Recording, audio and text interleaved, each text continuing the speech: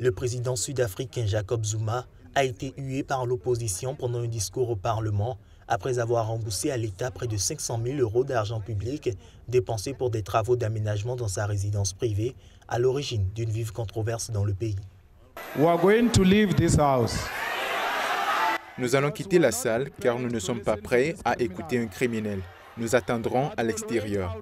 Quand le criminel aura fini de parler, nous reviendrons nous occuper des affaires parlementaires. Nous allons juste aux toilettes pour l'éviter. Nous reviendrons quand il sera parti. Merci. En mars dernier, la plus haute instance judiciaire du pays avait jugé que le président Zuma a violé la Constitution en refusant de rembourser une partie des travaux engagés sur deniers publics dans sa résidence privée de la province du KwaZulu-Natal, dont la construction d'un poulailler et d'une piscine. Cette affaire dite de Nkandla est devenue pour l'opposition sud-africaine le symbole de la corruption généralisée qu'elle reproche au président et à son congrès national africain ANC, parti au pouvoir depuis 1994. Vous devez éclairer cet établissement et même le peuple de ce pays et expliquer qu'il est normal qu'un président en exercice viole la Constitution sans que rien ne soit fait. Si vous clarifiez, on peut coopérer. Pouvez-vous au moins considérer la chose? Même au niveau parlementaire, quand on demande des explications, nous ne sommes pas entendus. Le parti au pouvoir a subi un échec cinglant lors des élections locales du mois dernier en perdant pour la première fois le contrôle de grandes villes comme Johannesburg, Pretoria et Port Elizabeth. Cette cuisante défaite a nourri l'agitation au sein de l'ANC entre défenseurs et adversaires de Zuma, mis en cause dans plusieurs affaires de corruption.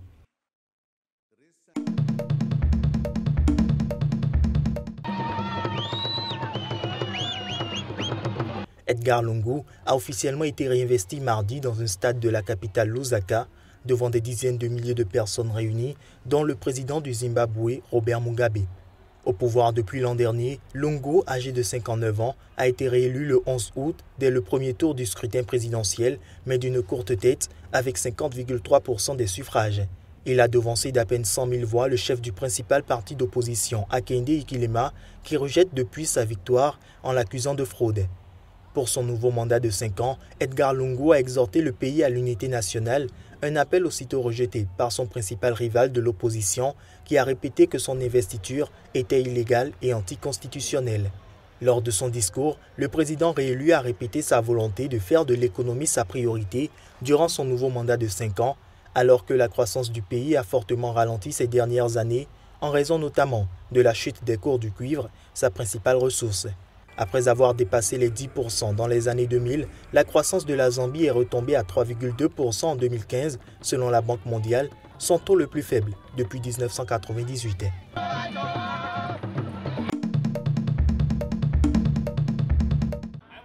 Sur fond de fronde persistante contre le plus vieux chef d'État en exercice Robert Mugabe, le directeur général de la police Norbert Sonyama a prohibé tout rassemblement dans les rues d'Harare pour une période de mois à compter de vendredi. Décision mal perçue des adversaires du président qui ont promis de le défier. Ils se sont rendus compte qu'ils n'ont pas le pouvoir d'arrêter les citoyens qui réclament leurs droits constitutionnels. Donc ils créent ces interdictions ici et là. Tant que nos actions se font dans le respect de la Constitution, on n'a rien à craindre. On ne va pas succomber à leurs techniques d'intimidation. Immédiatement après la publication de la nouvelle interdiction, les mouvements hostiles au régime ont assuré mardi qu'ils passeraient outre et porteraient l'affaire devant la justice. Si un tribunal a tranché contre la semaine dernière et que cette semaine nous voyons encore une nouvelle interdiction, cela nous montre le niveau d'incompétence des forces de police ou le niveau de désespoir de la police.